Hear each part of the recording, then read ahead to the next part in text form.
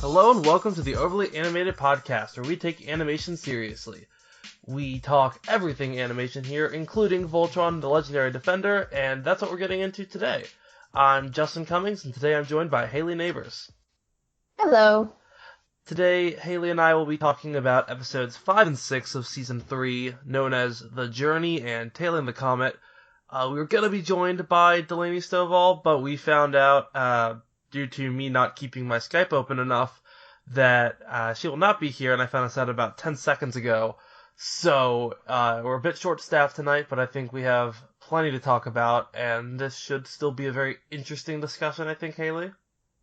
Oh yeah, I think so. Lots of theories will be brewing. All the theories tonight, so or whatever time you're listening to this. So you can find more about this podcast at overlyanimated.com. You can search for us on iTunes. Just search Overly Animated there, or your favorite podcatcher. So these were some really interesting episodes. Like, I was really hype on episode 4, but I think 5 was better. What are your overall thoughts? Yeah, I agree. I think these were really cool episodes, and they had a lot of interesting plot things, but also good kind of character moments and stuff. And I think they're really propelling us forward, and I'm really excited to see what the finale and the rest of the season after that comes from it, because they were setting up some really interesting new kind of storylines and things that I hope they would get into, and it seems like they actually are. Yeah, we're going some really interesting directions here. I remember, because my girlfriend kind of keeps up on the show, and she knew Shiro was missing, and I'm like, oh, they found Shiro! Now there's leader angst! And we're just both like, yay, leader angst! It's the best angst! And so I'm glad we got into that. Like, I want more of that. I think we're gonna get that. I think so. And we'll get into theories later. I have a feeling about that. I have a couple theories about the Comet ship that we'll get into, but the Comet is Pink Diamond. But but before we get into that, everything's Pink Diamond. Everything is Pink Diamond. Yeah, at this before point. we get into that, let's talk about the journey. So, I didn't realize that was Shiro at first. Like, I knew it looked like Shiro, but I thought it was a clone or something, because I'm on Young Justice mode still. I know. At first I was like, that's his hair, but for some reason at first I was like, oh, it's like an old guy with white hair, and it's like, oh, no, never mind. Not him. Yeah, for some reason at first I thought it was Matt, like Pidge's brother. And then, when they cut to Shiro, I didn't realize that was, like, him having, like, a mental flashback. I thought he was, like, seeing Shiro, and I'm like, oh, okay, he's, like, trapped with Shiro, and, like... Because the episode description was really vague, and I like that they kept it so vague, of just 2 rebel fighters interfere with one of the paladins. And I know, I had no clue what was coming. I thought this was one of the rebel fighters at first. And I'm like, same. That's our Shiro! I know, I wasn't expecting... I did expect him to come back. And even before Season 3 started, I thought that. And then also because in the opening credits, they didn't take him out, which I thought was odd if he wasn't going to come back, in my opinion. Yeah. But then it was really interesting seeing him like this, because I thought he was going to come back in some sort of, like, more mystical Black Lion way, and it would be a big process to get him back and everything. But this was just like, oh, okay, Shiro's back, but maybe not, I don't know. And yeah, it was crazy. This was Zuko alone. Like, yeah, pretty much. I feel like the pattern continues of Zuko alone. Was it actually called Korra alone, or am I mistaking the episode? Yeah, it was. So we had Zuko alone, Korra alone, and this was basically just Shiro alone. Oh, if only they had named it that. Oh, if they had, I would have cried, because it would have been this perfect, because all the articles, like someone, I don't care if it's me, Sam, you, Delaney, Dylan, anyone, someone needs to write an article about this trilogy of episodes, and just the evolution, because it's so good. But yeah, no, I thought this was a really solid episode. What do you think of the rebels? I thought they were cool. I don't know if we're going to see them again. I thought it was funny how at the very end they had that, like, 10-second clip where they're just eating their food and happy and everything. I thought that was like weird. Slurping on ramen. Like, I love that. Yeah. I know. It's like, oh, okay, we're back to them. But I thought they were neat. They were good. I guess it's kind of like a way of seeing what the I guess, on the ground life is like with the rebels, because we've been hearing them talk about how there's this rebel group that's kind of going against the Galra and everything, and we haven't really seen them too much. So this was neat seeing what's happening. I wonder if we'll see them again. Probably, just because why not? But I don't know. We'll see. Have you seen Avengers? Like the first film? Yeah. That scene at the end where they're just slurping on ramen reminded me so much of the shawarma scene. Yeah, it was like an after-credits scene. It's like everything's over and they're just eating. And it's silent. And it's beautiful. I'm wondering, I'm a little concerned for them because that was their only ship. So I think now what? I think we're going to see them again. I think we're going to just be in an episode. It's going to be like a calm before the storm kind of episode. And Shiro's going to be like, oh, we have to take care of something. And he goes back to pick them up. Yeah, that would be good. Like, I've got my contacts on the ice planet or something. Yeah, I think if we see them again, that's where we're going. Yeah, they seem kind of like gag characters more than anything. Yeah, but they might actually have legitimate connection to someone important. Slav hung around, and I thought he was a gag character. Don't kill me, Dylan, but I was not a Slav fan at first. He grew on me, but I think these guys could grow on me too. Yeah. And I wouldn't be surprised if we see him again. But I'm glad they didn't eat Shiro. That would have been really sad. Yeah, I know. I was confused by that. Do they just do that normally? I want to know more about all the like alien politics and everything of this universe, but I'm sure we'll get into that. A lot of that in we these did, episodes. God, I love Lotor.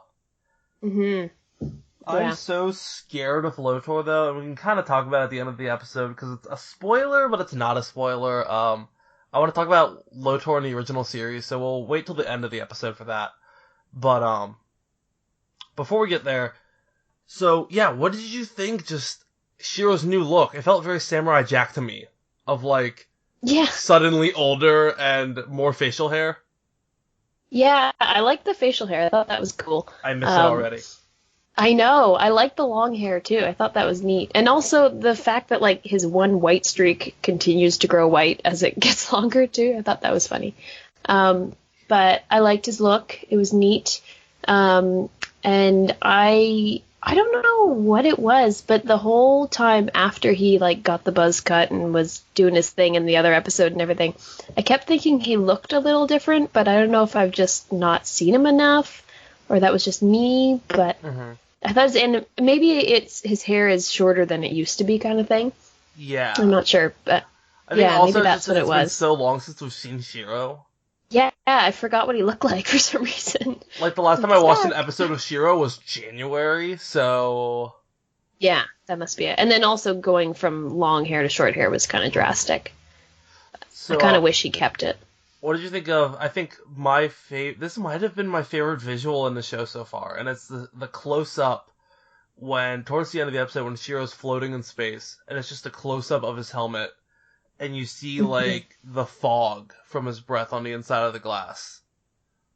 Yeah, that was good. I thought that whole scene was really, like, surprisingly touching when I saw it, because I didn't realize how invested I was in him and everything. And especially when you saw, like, Voltron going away and just the desperation of knowing that he'll never find it. Oh, it crushed me. I felt so bad for him. And also, how did he survive a week without eating or drinking anything? He's part robot. Yeah, true. I guess you don't have to worry about the biology of certain body parts, I suppose. And it's possible there were, like, emergency rations in the ship a bit. Yeah, probably. You know, and also, I have to be Dylan here, because I know Dylan would say this. We don't know for certain that their day is 24 Earth hours. Very true. Very true. I feel like someone has to say it. So, yeah. But yeah, I was starting to wonder. I'm like, I really thought the episode was just going to end with Shiro's skeleton floating in a spaceship.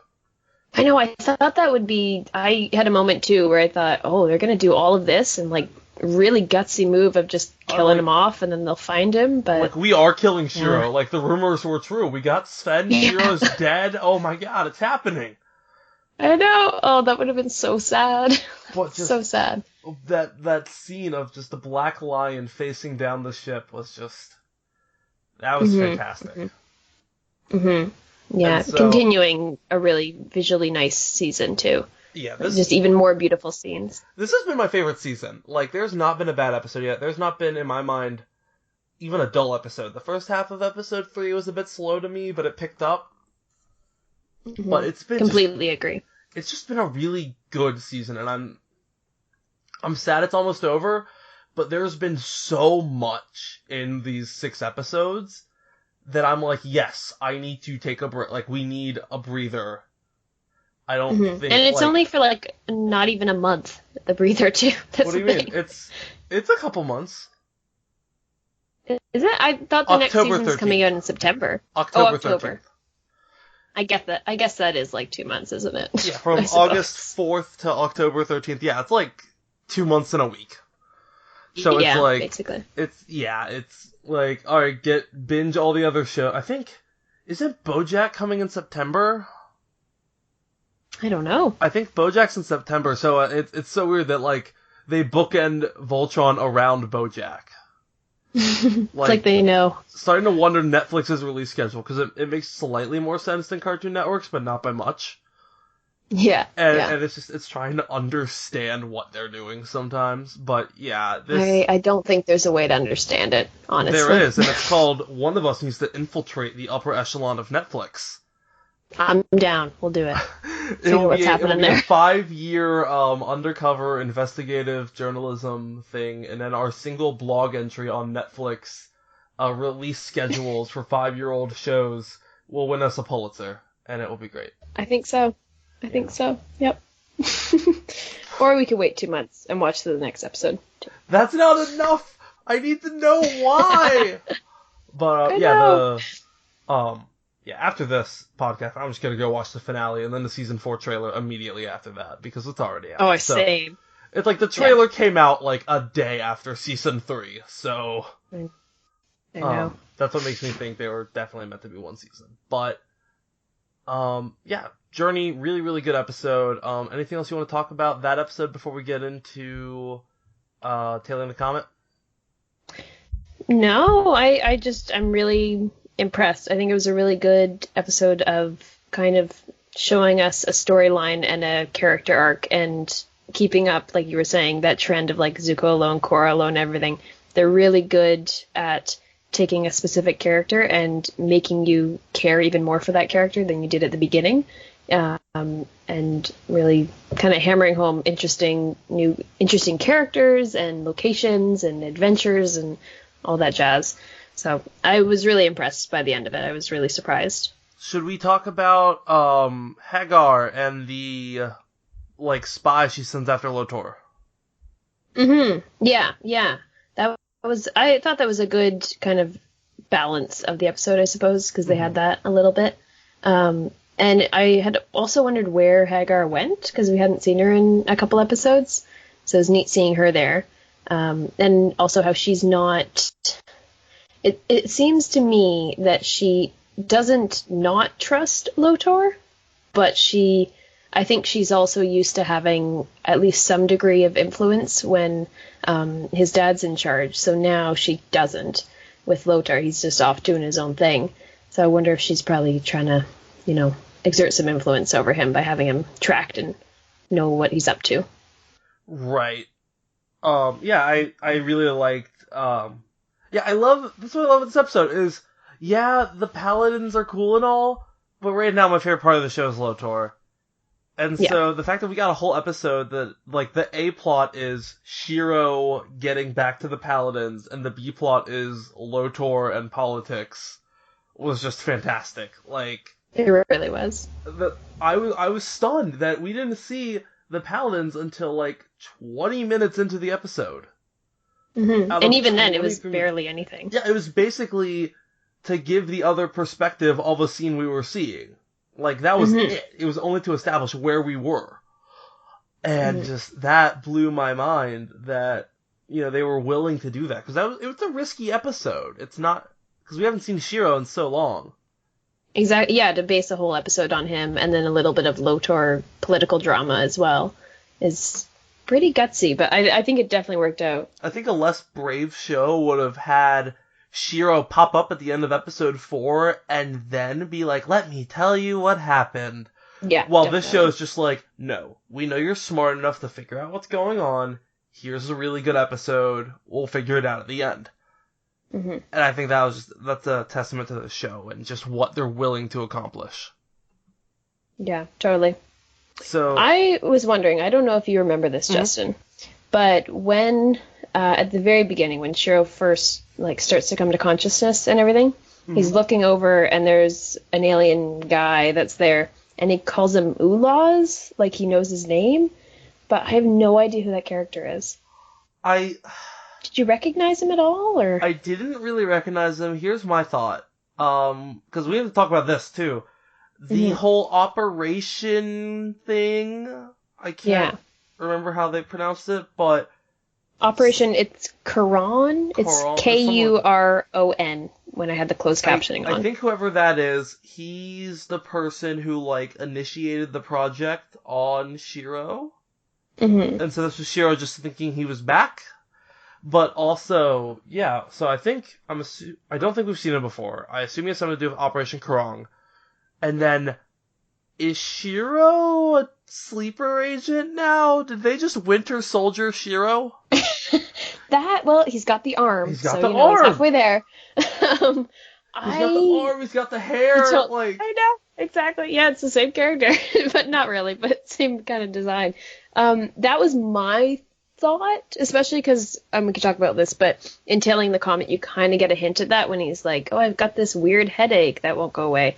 So I think there's definitely more memories that he's forgotten, because I don't know if it's a sleeper agent or if how he even got from the Black Lion to there, if maybe they took his consciousness and put it in a fake Shiro dummy kind of thing, or if this is just him and he got teleported like Keith was saying in the next episode. I don't know what's going on, but I think it's going to be cool and dramatic. If it's a life model decoy, sorry for the Marvel terminology, but if it's a life model decoy or something like that, that would explain why the Black Lion doesn't respond to him.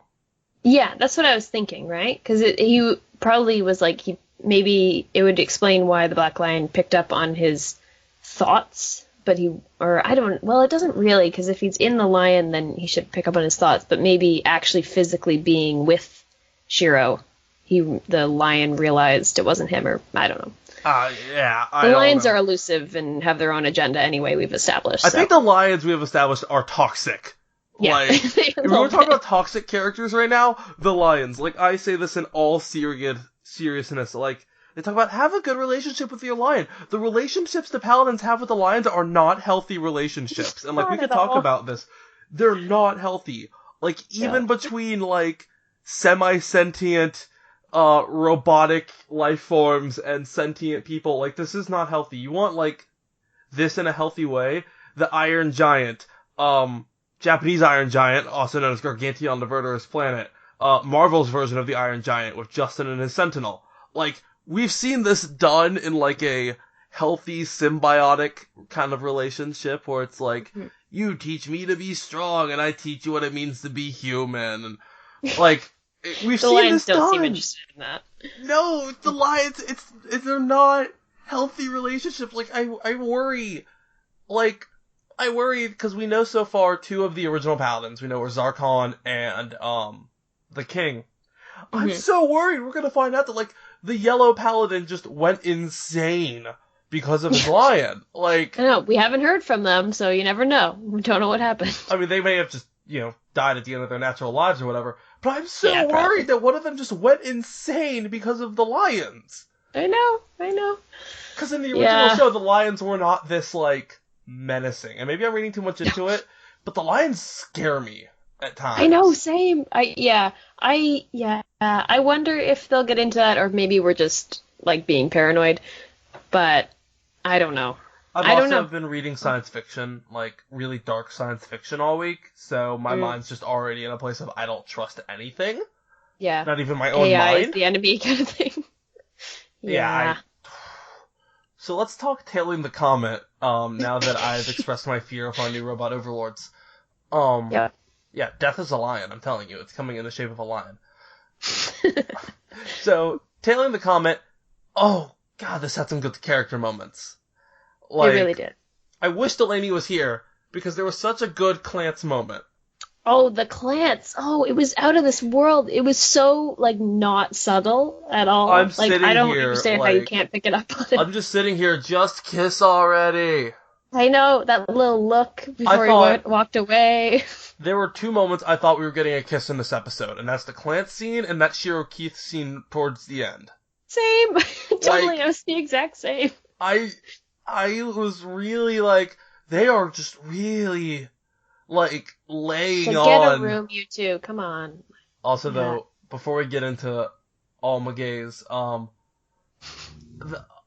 like that Hunk is smart all of a sudden. Yeah. Well, he's had that.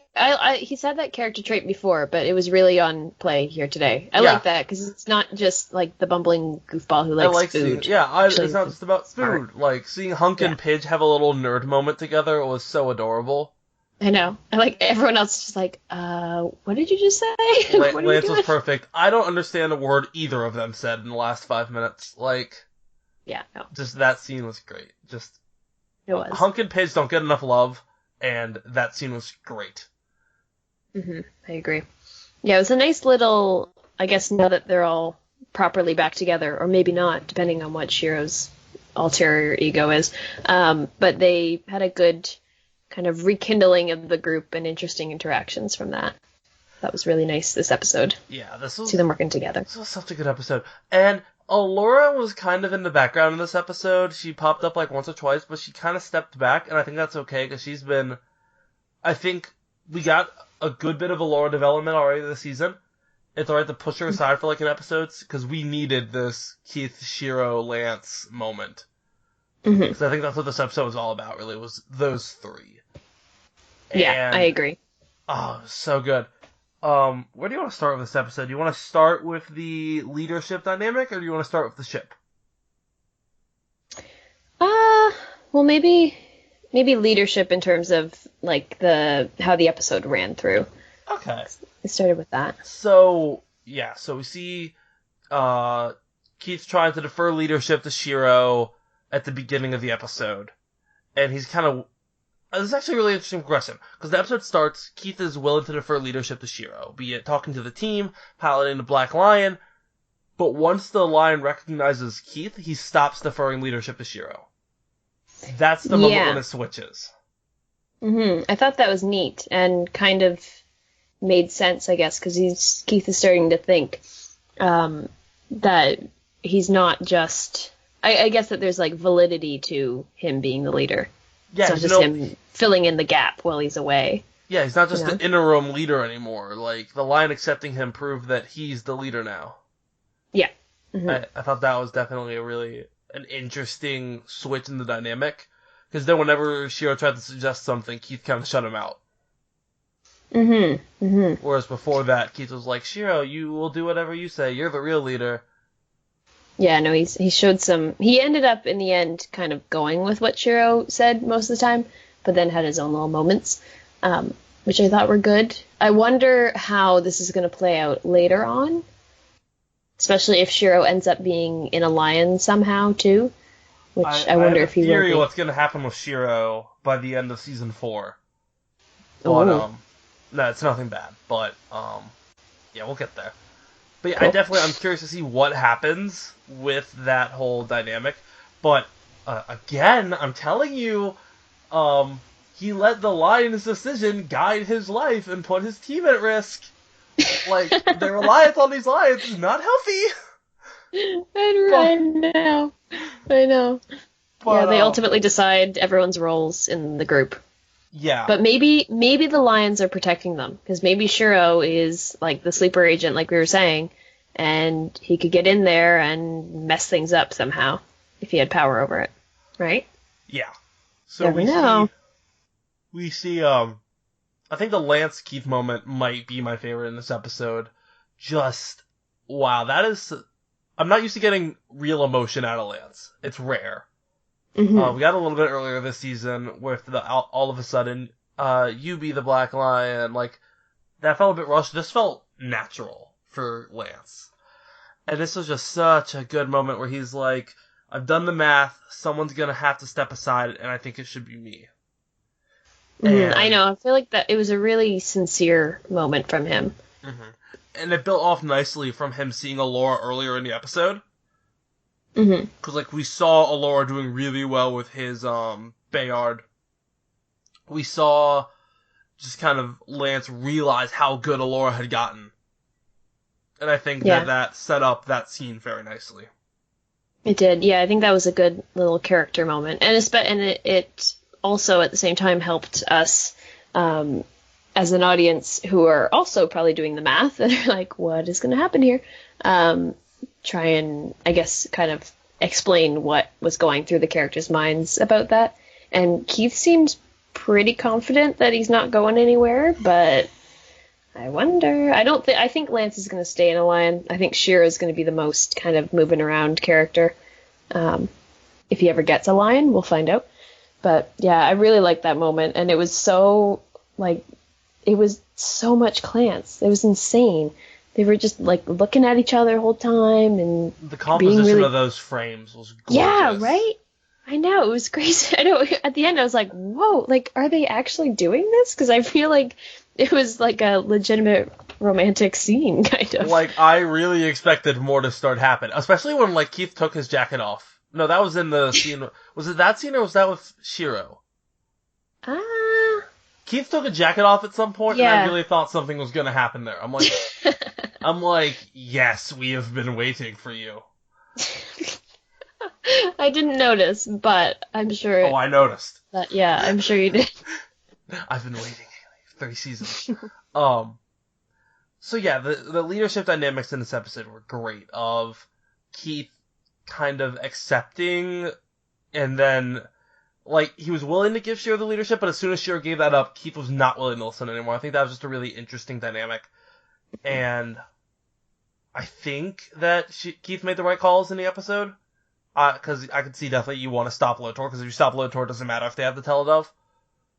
Yeah, I agree. I think, and it was also kind of a win-win, lose-lose type of answer, too, because they ended up, if Keith hadn't done the thing that he'd done, they would have been, like, really injured. Yeah. But he found a way around it, which was good.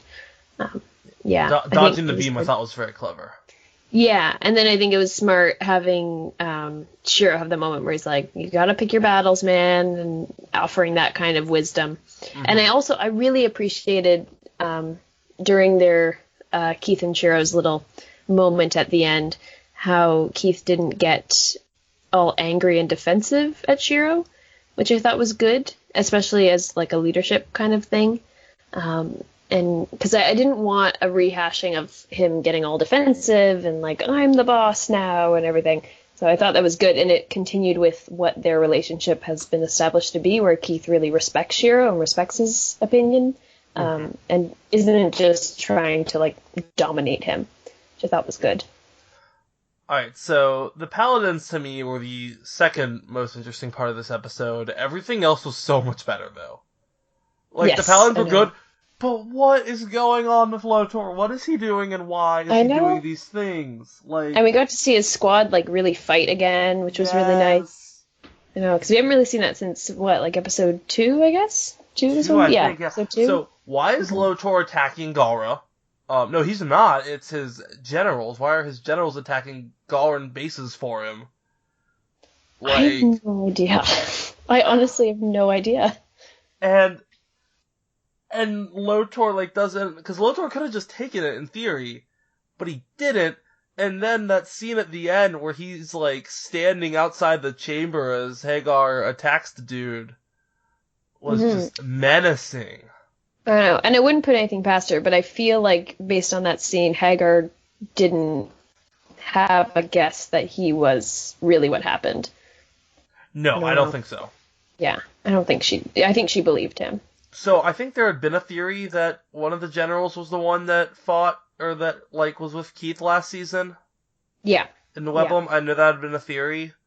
I guess it was nice to get official confirmation on that. Good job, theorists who spotted that.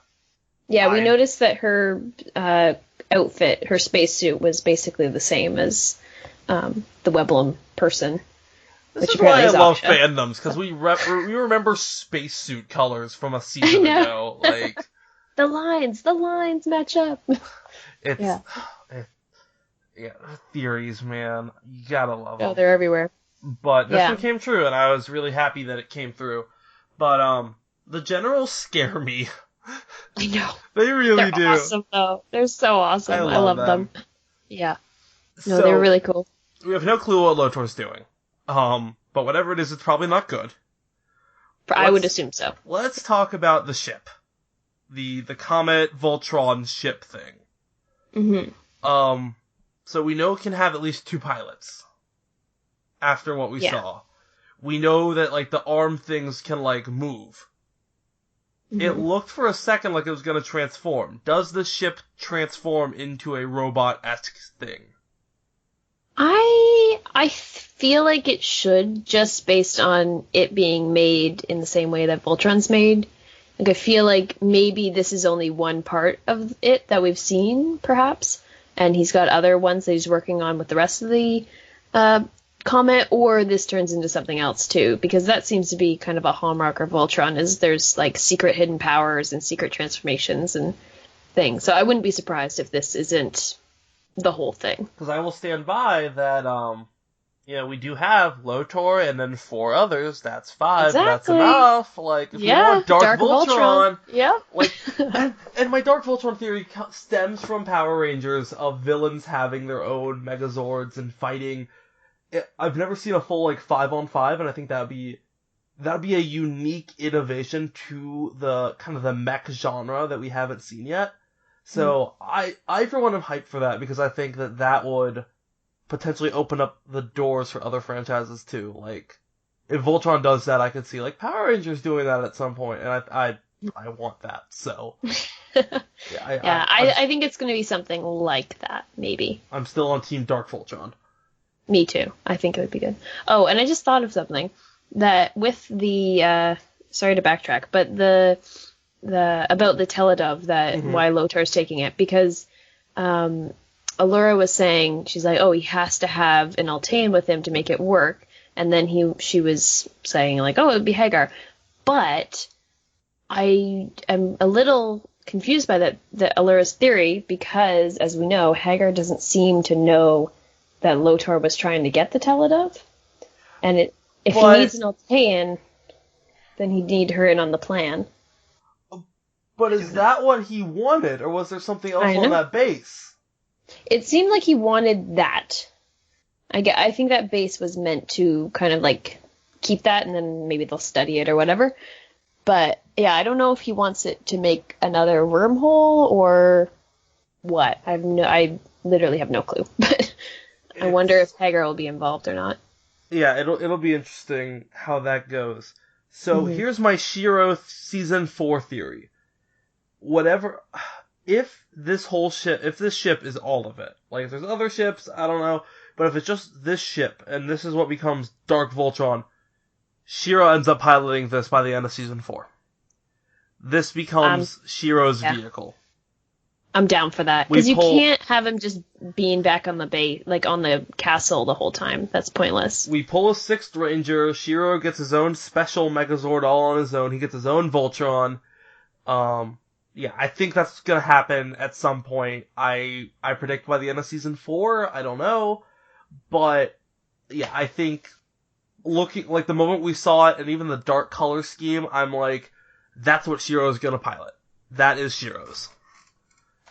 I'm down. I like that theory. I'm hype on that.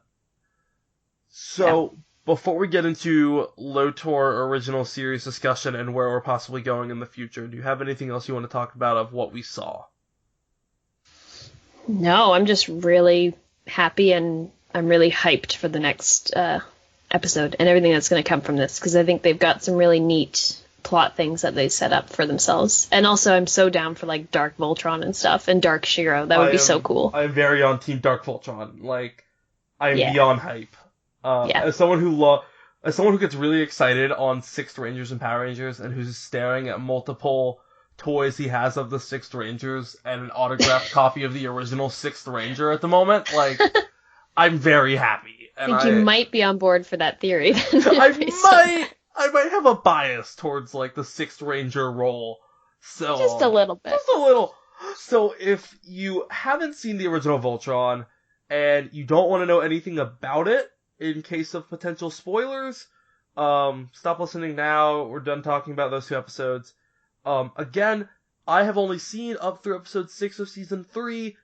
I have no clue if any of this is going to happen in Legendary Defender. All I know is this is what happened in the original 80s show. It could happen, it may not. If you don't want to run that risk and you haven't seen it, tune out. Thank you guys for listening. If you're curious, keep listening, especially if you've seen the original, because I want to know your opinions. So, Lotor in the original series, and I'm not going to get into the things that I feel are going to be soon. I'm not going to explain how this ends up happening, but Lotor ends up with this really creepy crush on Allura in the original show. That's weird. Yeah, and the Lotor in this series has been a lot more nuanced, and so I feel they're not going to go quite with this direction, which is why I'm okay talking about it. But yeah, it gets creepy where he, like, tries to force Allura to marry him, and he just gets this obsession with her being his princess, and it doesn't feel like it would fit the tone of the show. And Lotor in the original he was still kind of the more nuanced compared to Zarkon, but he was a lot more over the top than he is now. So with this kind of nuanced Lotor, do you think we could still see that kind of a storyline? I wonder. I haven't even really thought about Lotor and Allura interactions, but I think I could see him maybe having some sort of interest in her, maybe not romantically, but like, I guess, controlling her, and especially if she has all this quintessence power too, right? He might want to do something with that, but I don't know. I do want to see them interact. I think it'd be kind of interesting. I almost feel guilty for mentioning this movie. Have you seen Jupiter Ascending? Oh, yeah. Oh, man. I have, I'm sorry. and it was kind of incredible. Okay. Like, just in terms of how terrible it was. Okay, it's a pretty movie. It's a really pretty movie. It's a very pretty movie. Are you thinking about Jupiter and her, like, kind of son getting married? Is that what you're thinking? It's not what it sounds like, folks. But, yes. Go watch it. It's a blast. Like, Eddie Redmayne's character trying to propose to her because, like, he wanted to control the... I could see them pulling in Eddie Redmayne. And Lotor, like, proposing to, being like, I'm not like my father, I'm good, da-da-da, peace, marry me, Allura, and Allora's somehow like, okay, but Lotor's like, yes, marry me, I will steal your quintessence from your body. Yeah. They are both, like, royals, right? So it kind of makes sense. But, yeah, I don't know. I can't believe you brought up Jupiter Ascending. I'm sorry, it was the best comparison I could make. It is, no, it is a good comparison. Space princesses and princesses. Yeah, it makes sense. Okay, I will scream about this to anyone who will listen, so I will take 2 seconds. They spent... I work in After Effects. I know how long this took. They created these beautiful angel wings. That took hours, if not weeks. And they all that time and effort on making angel wings for that movie, they wasted it on a butt grab. Yep. That is what they used the angel wings effect for. A butt grab, and that was it. Like, the amount of fury I had towards that movie, not even just for its plot, but for its waste of beautiful effects, is never ending. I know, I think that alone summarizes that movie. But, yeah. Watch the Honest trailer, it's a riot. It is. But yeah, so, I don't think we'll get the same kind of over-the-top Lotor as far as, I have to marry Princess Allura. I don't see them doing it because they've done such a good job of Lotor's character, and this is why I was so nervous about Season 3. When they announced Lotor was showing up, I'm like, great, creepy stalker is here. But they've handled him so much better so far, and I don't want them to screw it up. No, I could definitely, I do think I could see some sort of weird attachment he has to Allura, though. But maybe not as stalkery, more as, like, power-hungry. And preferably less, creepy harassment, like, it's not the 80s. That'd be nice. You gotta keep in mind, the original was made in the 80s. People didn't think of that as much, especially in kid shows. Especially male-geared kid shows. But now we stop and pay a little more attention to that. And so I think, especially knowing who's making the show, like... I trust in them. I trust them that if they go down, even if they start going down this route, I'm not going to write it off, because I know that if they're going down this route, they have a reason. And they're going to do something interesting. Maybe they do it, but they do it in a way that she, like, joins on as part of his squad kind of thing, too. Like, because he's somehow convinced all of them to join him, right? Mm-hmm. So maybe he has something that would make Allura want to join him. I don't think she would, necessarily, unless there's, like, some crazy extreme pressure thing happens, but I don't know, maybe something like that. Have you seen Young Justice yet, Hayley? No, not yet. There's a thing that happens in the show where there's a time skip, and then someone that we thought was a hero is now a villain, and they turn out to be a double agent. That'd be cool. I could see that happening. There's a time skip on Voltron, the Paladins are fighting, and then there's Allura fighting alongside Lotor's generals, and we're just all like, what? That'd be cool. And I'll get Shiro back in a lion, but... But I want him to be Dark Voltron, or Dark Shiro. Dark Voltron! But yeah, if they go this route, I'm gonna have to trust them, because they've earned my trust. Mm-hmm. Like, I know these writers aren't going to be terrible about a plot like that. And no, they'll do it well. Yeah. Like, I don't always trust that, like, with Voltron, I haven't always trusted them so far with, like... remembering all the characters that are there and not, like, giving Pidge a plot. Like, but when it comes to something like that, I feel like, we're talking about writers who gave us, one of the earliest LGBTQ representation in animation. As far as Western, kid-geared, not kids, but kid-geared animation. They're not going to make this plot super creepy and, like, if it's creepy, they will want us to be creeped out, not like accidental creepy. Yeah, exactly. Like they know what they're doing, and if they get into this plot, they know what they're dealing with, and I think they'll handle it very well. Mm-hmm. Just another interesting thing that could happen. Oh man, so much. Next season's going to be fantastic. All right, then that does it for us. Thank you guys so much for tuning in. You can find all the information on this podcast at overlyanimated.com. If you feel like it, you can support us via Patreon at patreon.com/overlyanimated. Thank you to all of our current patrons, especially our patron of the podcast, Steve, aka Frequent Commenter Steve. Thanks as always to our Patreon executive producers, John, Ryan, Steve, Alex, and Andy. Coming up, we will have more Rick and Morty coverage, and soon we will have our finale coverage of Voltron Season 3. Woohoo! Woo! And then we got shows coming back in September, into October and November.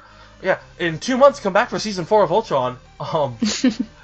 So, that does it for us. Thank you guys so much, and we will see you next time. Bye! Bye!